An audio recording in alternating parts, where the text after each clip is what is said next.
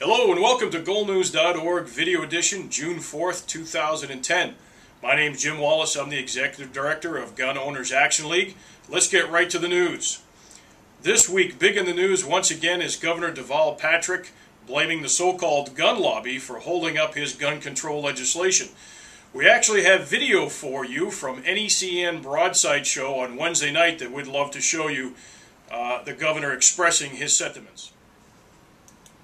To any one individual who is an undocumented alien who is getting public services who is not supposed to. I'm not saying that's not a problem, but we've got those laws in place. Let's deal with something that has, I think, some real urgency, where we haven't got any tools in place in terms of how we control the flow of illegal guns, how we deal with these dangerousness hearings, which is a proposal we've made for people who commit crimes using a gun. And the gun lobby is so prominent, so present up on Beacon Hill. It's like we can't even have a conversation, a serious debate in the legislature about it, and that bothers me. Does it not bother you like crazy that essentially, and I'm putting words in your mouth, when we talked about the white kid in the suburbs versus the black kid in the city, it seems to me that the legislature is saying we value that life less than we value a life of somebody who's like us. Well, I know where you're going with this, but it's hard to say what they would do in the case of the kid in the suburbs because they've been presented with that case. But I have the same anxieties you do. What I'm saying is that we can't accept that this is okay just because it happens in Dorchester and Roxbury or in Lawrence or Springfield or what have you. There's an urgency about this, and I'd just like to get some action on it. Ed Davis, the Boston Police Commissioner, puts out this flyer. I want to show it to you. I'm sure you saw it in the Boston. So let's take a look at what the governor actually had to say. And by the way, he continues to call us the gun lobby. Well, they use those terms because that dehumanizes what we do. And as we have said many times before, Gun Owners Action League does not lobby for guns. We actually lobby for people, their civil rights, and their public safety. But again, let's take a look at what the governor actually said in this interview with Jim Browdy on Broadside. He said, "We haven't got any tools in place in terms of how we control the flow of illegal guns." Really?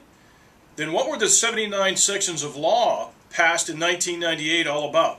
You mean we've lived under these laws for all this time, under the oppressive policies and regulations and laws that are in place for nothing? Apparently the governor says, yeah, we've done that for nothing because we don't have any tools to deal with illegal guns and the trafficking of them. He also says we need to deal with these dangerousness hearings, which is something we have proposed for people who commit crimes using guns. Well, we have dealt with that. As a matter of fact, the House of Representatives in Massachusetts dealt with that last week. Unfortunately, the governor's proposal wanted to put people in prison and hold them without bail until trial for simple unlicensed possession. They weren't actually committing violent crimes. The House of Representatives understood that because they were in the conversation and rejected that idea. Also, following the Supreme Court's ruling here in Massachusetts from the Commonwealth v. Young decision. It's unfortunate the governor didn't know that. He also says the gun lobby is so prominent and so present up on Beacon Hill that we can't have a conversation about it, a serious debate in the legislature. Unfortunately, the governor is the one who's out of the conversation. Gun Owners Action League and the National Rifle Association have been trying to meet with the governor ever since he's been in office, and we have been rejected at every turn. It's the legislature that's actually in the conversation with Gun Owners Action League and our members and the citizens of the Commonwealth who are actually coming up with responsive and responsible answers to the problems that are out there, namely the victims of violent crime and the people who are trying to exercise their civil rights under the current oppressive laws.